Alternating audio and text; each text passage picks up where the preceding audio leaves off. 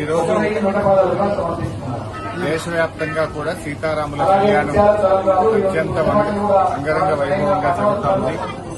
సిద్దిపేటలోని మరి రాముల వారి ఆలయంలో ఇప్పుడే కళ్యాణానికి పట్టు వస్త్రాలు సమర్పించడం జరిగింది.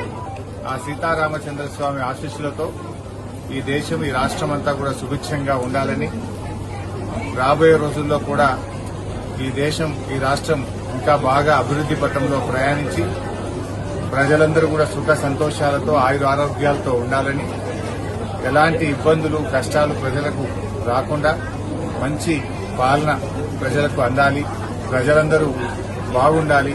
ఎందుకంటే ఇప్పుడు ఒకవైపు అమెరికా వేస్తున్న సుంకాలు, ప్రపంచవ్యాప్తంగా వస్తున్నటువంటి మార్పులు, వీటన్నిటి నుంచి కూడా ఆ రాముల వారి దయతో బయటకు వచ్చి మన రాష్ట్రం మన దేశం మంచి అభివృద్ది పథంలో ప్రయాణించాలని, పాలకులకు మంచి భక్తిని ముక్తిని కలిగిస్తూ వారు చక్కటి పాలన అందించే విధంగా వారికి ఆ రాముల వారి ఆశీస్సులు కూడా ఉండాలని కోరుకుంటున్నారు.